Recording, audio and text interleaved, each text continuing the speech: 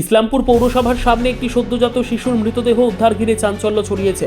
ঘটনাটি ঘটেছে মঙ্গলবার দুপুরে উত্তর দিনাজপুর জেলার ইসলামপুর পৌরসভার সামনে। জানা গেছে, পৌরসভার সামনে একটি সদ্যজাত শিশুর মৃতদেহ কুকুর টানা হেঁচড়া করছিল এবং তার মাথার একটি অংশ ছিল না। বিষয়টি নজরে আসতেই পৌরসভার কর্মীরা পুলিশকে খবর দেয়। পুলিশ ঘটনার খবর পেয়ে ঘটনাস্থলে ছুটে এসে সদ্যজাত শিশুর মৃতদেহ উদ্ধার করে ইসলামপুর মহকুমা হাসপাতালের মর্গে পাঠায়।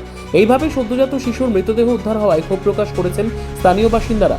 কিভাবে এবং কোথা থেকে ওই সদ্যজাত মৃতদেহ পৌরসভার সামনে এলো তা নিয়ে তদন্তের দাবি তুলেছেন স্থানীয়রা। পুলিশ সদ্যজাত মৃতদেহ উদ্ধার করে ইসলামপুর মহকুমা হাসপাতালের মর্গে পাঠানোর পাশাপাশি ঘটনার তদন্ত শুরু করেছে।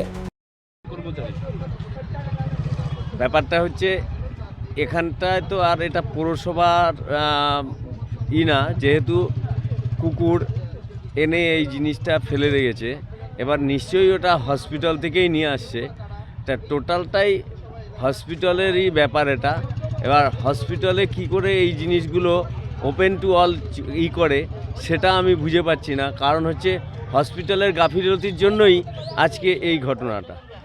এই যে একের পর একই সদ্যজাত শিশুর বাচ্চা উদ্ধার হচ্ছে ইসলামপুরে। এর আগেও দেখা গিয়েছে যে পলিটেকনিক কলেজ, ফের এই যে এলাকা জুড়ে ইসলামপুর শহর জুড়ে এরকম জিনিসটা দিন দিন বাড়ছে। ইসলামপুর শহর জুড়ে যে হারে নার্সিংহোম হচ্ছে, পাবলিক প্রাইভেট নার্সিংহোমগুলো হচ্ছে, সেই নার্সিংহোম অবৈধ না বৈধ সেটারও কোনো কাগজপত্র এখানকার সিওমএস বা ডিএমএস কীভাবে যে পারমিশন দেয়, চায়ের দোকানের মতো নার্সিংহোম হয়ে গেছে।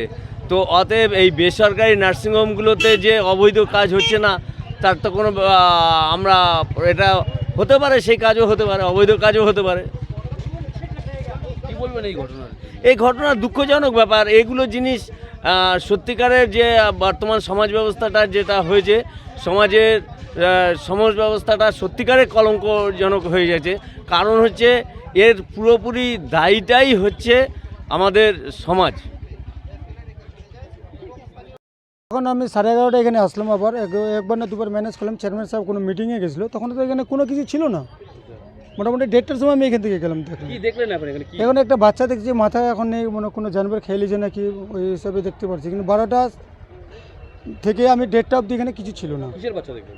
মানুষের বাচ্চা। এটা কি হইতে পারে, কি মানে কিছু এরকম হতে পারে কি আপনার দেখেন কি পার্সোনাল এখন এইভাবে যদি কোনো আদেশ পার্সোনাল কেস হয়ে থাকে বা ডেলিভারি করে বাড়িতে বা কোনো জায়গায় ফেলের জায়গা পায়নি, তার মধ্যে হয়তো 1:30 থেকে 1:45 অবধি এখানে ফেলে দিয়ে চলে এসেছি।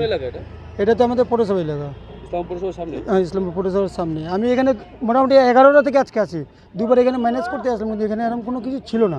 এখন দেখতে পেলাম। এমডি বাবলু। ব্যুরো রিপোর্ট, উত্তর বাংলা সংবাদ।